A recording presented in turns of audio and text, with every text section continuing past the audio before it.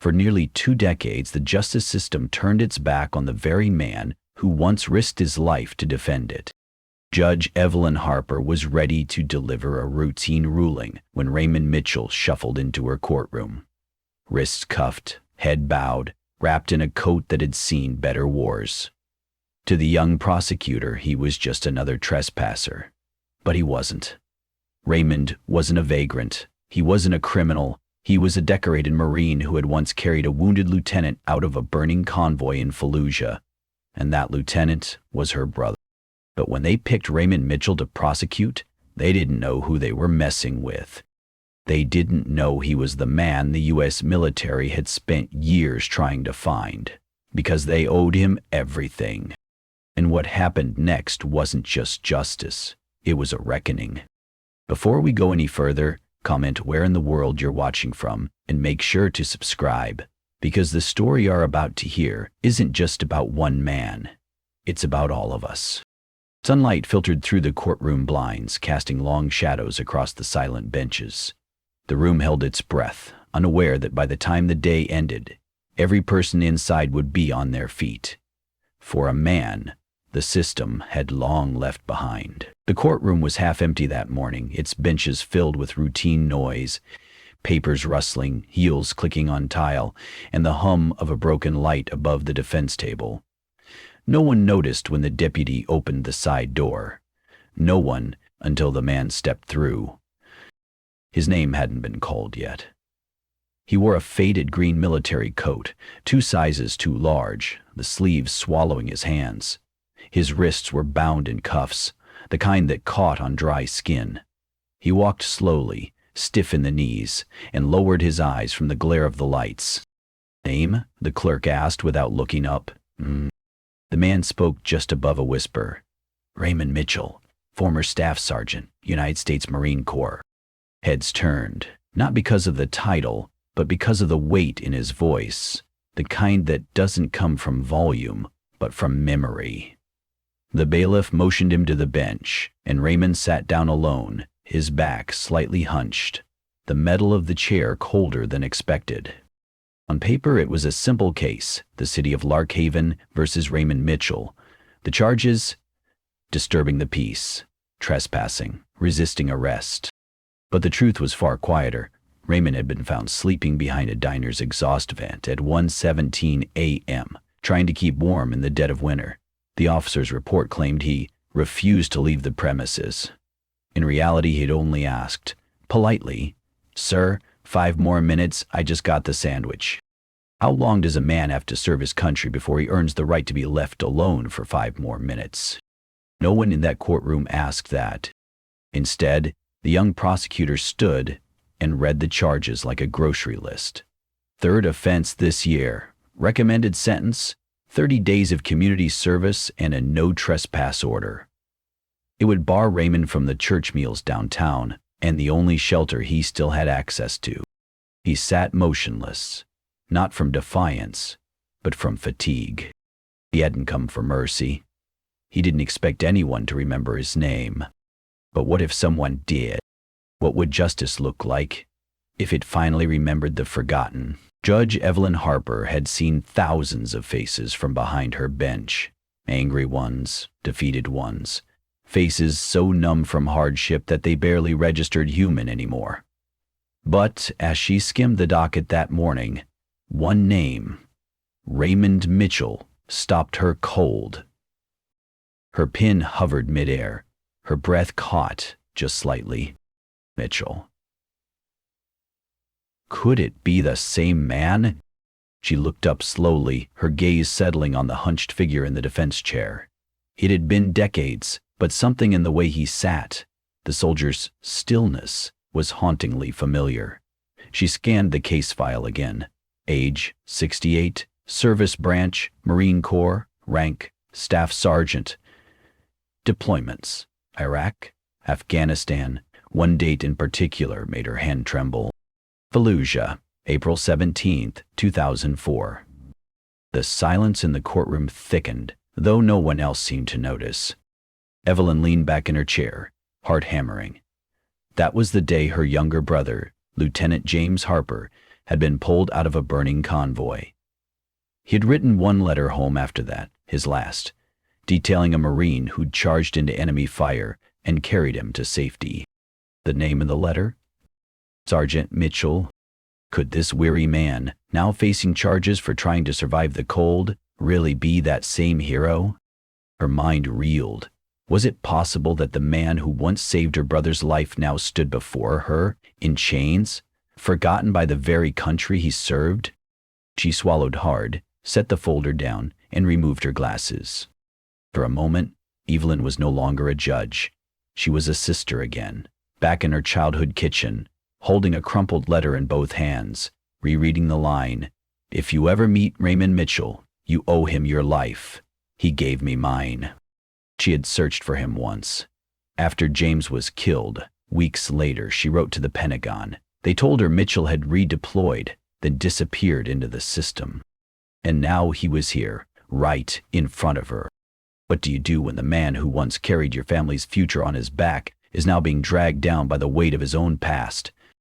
The gavel was still in her hand, but for the first time in her career, Evelyn Harper felt completely unprepared to use it. When the court resumed after a brief recess, Raymond still sat quietly, unaware that anything had changed.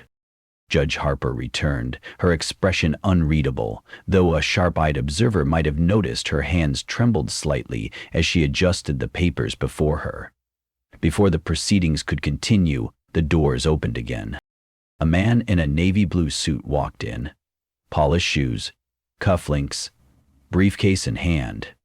He moved with purpose and headed straight to Raymond's table. "Your Honor," he said, "Alexander Reed. I've just been retained to represent Mr. Mitchell." The courtroom murmured. Raymond blinked. He'd never seen this man before in his life. "I didn't ask for no lawyer," he whispered. "You don't have to," Reed replied quietly. "We're doing this pro bono." Judge Harper raised an eyebrow. This court was not informed of new representation. "It was a last-minute call," Reed replied, cool and composed, "but an important one." Then came the pause, the space between the lines. Judge Harper looked at Reed, something unspoken passing between them. Outside of the public record, Reed was more than a lawyer. He had once worked in Harper's late brother's firm. He knew the name Raymond Mitchell, and now he understood why Harper had called him, without saying a word. During the recess, "Mr. Mitchell," Judge Harper said, voice low and deliberate, "would you be willing to speak for yourself?" Raymond nodded slowly. His voice came out like worn gravel. "No excuses, ma'am. I just needed a warm spot. That alley's got a vent that kicks out heat." "Why there, specifically?" she asked. "Honor's son leaves food for me. Kid's good. His dad, he served with me. Iraq, 2006. That small answer cracked something open. How many men has this city walked past, never asking where they came from, or what they gave before they had nothing left? Reed gently stood. "For the record, Your Honor, my client has no history of violence. He served 20 years, 3 deployments, Purple Heart, Silver Star, diagnosed PTSD, VA benefits denied due to clerical error." Judge Harper sat very still. The courtroom had become more than a chamber of justice. It was now a mirror, and everyone inside was being asked, what happens to a nation when it forgets its heroes? The air shifted when the doors opened a second time. This time, it wasn't a lawyer or a clerk. 3 uniformed Marines entered, boots polished, posture precise. At their center stood a full colonel, his medals gleaming under the fluorescent lights. Flanking him, a master sergeant and a young corporal carried a polished wooden case. Gasps rippled across the room like a wind through dry leaves. Raymond Mitchell, still seated, tried to rise out of instinct. His knees ached, his balance wobbled, but his back straightened on its own. That old training never truly left. He stood tall. Judge Harper didn't reach for her gavel. Instead, she looked directly at Raymond, her voice quieter than before, but firm. Before we proceed with this case, she said, I must disclose a personal connection. The room froze. Lieutenant James Harper, who served in Fallujah in 2004, was my brother. The man who saved his life that day was you, Mr. Mitchell. Raymond blinked. For a long moment, his expression held only confusion until the name hit home. Harper. His weathered face pulled tight with memory. I remember, he said hoarsely. Young lieutenant. Took a hit protecting a medic. Told me to leave him. I didn't. A silence followed. Not empty, but reverent. Then the colonel stepped forward. Staff Sergeant Mitchell, he said, loud enough for all to hear. You were never lost. We've been trying to find you. Your mission was classified. But today, we correct the record. He opened the case. Inside, resting on deep blue velvet, was the Navy Cross. For extraordinary bravery in Fallujah, the colonel announced, your Silver Star has been officially upgraded. The courtroom gasped again. The Navy Cross, second only to the Medal of Honor. Raymond looked down at the medal like it belonged to someone else. There must be some mistake, he whispered. I didn't do anything special. No mistake, Sergeant, the colonel replied, eyes steady. You did what most would never dare. Then a voice rose from the back. Attention on deck. It was an old Marine, silver-haired, standing at attention with hand raised in salute. One by one, others followed. Veterans, spectators, even the bailiff. The courtroom rose around him like a tide. And in that moment, Raymond Mitchell stood taller than the bench itself.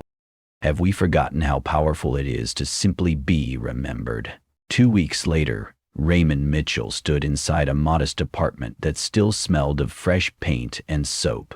The walls were bare, except for a single frame above the couch, a polished shadow box holding his newly awarded Navy Cross, flanked by his Purple Hearts and service medals, recovered from a storage locker long forgotten. He reached up, fingertips brushing the glass. A knock came at the door. He opened it to find Judge Evelyn Harper, not in robes, but in a wool coat, holding a small cardboard box wrapped in twine. Mind if I come in, Sergeant? She asked. Just Raymond now, he replied, offering a quiet smile. Then it's just Evelyn. They sat across from each other in the soft hush of late afternoon. Outside, snowflakes drifted like feathers. Inside, time felt still. I brought something, she said, untying the box. Inside were a stack of old letters, yellowed, worn, tied together with a faded ribbon. They're from my brother. This one, she added, handing it gently to him, was written the day after you saved his life. Raymond unfolded it slowly. He hadn't seen James Harper's handwriting in 2 decades, but he remembered it. Staff Sergeant Mitchell ran through gunfire like he didn't feel it, the letter read. I tried to order him to leave me. He refused. He said, no Marine gets left behind, not on my watch. Raymond's voice faltered. He couldn't read further. Evelyn spoke softly. After James died, I built this Veterans Court program in his memory. Everything we've done, the housing, the advocacy, it started with your name in a letter. He looked away, ashamed. I'm not a hero, he murmured. I just did my job. That's what all heroes say, she replied. What do we owe someone who gave everything and asked for nothing in return? Raymond leaned back in his chair, the quiet of the room wrapping around him. For the first time in years, his hands stopped shaking. He wasn't just surviving anymore. He was seen. He was home. It was just past dawn when Raymond Mitchell stepped outside his new apartment, the city still quiet beneath a layer of fresh snow. He stood on the porch for a moment, wrapped in a warm coat given to him by the VA just days before. In his pocket, a new ID card with the words 100% service-connected disability shimmered faintly in the morning light. He took a deep breath. No more shelters, no more lines for soup or glances that looked right through him. He was someone again. Inside, his phone buzzed. A message from Alexander Reed. All retroactive benefits approved. Housing secured. Medical, dental, full coverage. You're in the system now, and this time we're not letting go. Raymond stared at the message, blinking. For years he'd lived in the margins, slept under bridges, spoke only when necessary, waited quietly as the country he bled for forgot him in the shuffle of paperwork and politics. Now, in one courtroom, that tide had turned. But why did it take so long? How many others never make it to that moment? He sat down at the small kitchen table, where a pot of coffee waited. Across from him sat Judge Evelyn Harper, still in her boots and scarf from the cold. She'd come by again, this time not to deliver letters, but simply to share silence and presence. My brother used to say, she told him, the real measure of a Marine isn't what he does in battle. It's who he is when no one's watching. Raymond looked at her, eyes steady. I spent 20 years thinking I failed, he said. That pulling him out, didn't matter. Her answer was soft. You gave him 2 more weeks. You gave us a chance to say goodbye. That matters more than you'll ever know. Outside, a group of children walked by, tossing snowballs, laughing freely. Raymond watched them, a slow smile forming. How many more lives do we forget while we're busy moving on? He didn't say it aloud, but he felt it deep in his chest. Someone remembered my name. And sometimes, that's where healing begins. Life doesn't always reward dignity right away, but dignity never disappears. Raymond Mitchell's story reminds us that even when the world turns its face away, quiet courage doesn't lose its worth. He didn't march or shout. He didn't demand to be seen. He simply carried on, through war, through heartbreak, through silence. And in the end, when the world finally paused long enough to look closer, it saw the truth that had always been there. A man of honor still standing. Sometimes, life forgets. Systems fail. People pass by. But every act of service, every sacrifice, every moment of quiet decency leaves a mark. It may take years, even decades, but truth has a way of rising. And when it does, it reminds all of us that no kindness, no courage, no human soul should ever be forgotten. So, if you've ever felt invisible or wondered if what you gave still matters, let this be your answer. You matter. You always have. Because real worth doesn't shout. It endures. He didn't need a crowd to stand for him now. He stood on his own, shoulders steady, eyes clear, the quiet strength of a man who had nothing left to prove. Raymond Mitchell had survived wars, outlived the system that forgot him, and found healing not through grand gestures but through a simple truth. Someone finally saw him. The journey ahead won't rewrite the past, but it will rebuild what was nearly lost. His name has been restored, his dignity reclaimed. And in that small courtroom, where silence once echoed louder than justice, a promise was made. Not just to Raymond, but to every forgotten soul. You will not be erased. If this story stayed with you, share it. Subscribe to Echoes of Racism so these voices don't fade into silence. In the meantime, I've chosen 2 stories I think will move you just as much. Take care, and we'll see you soon.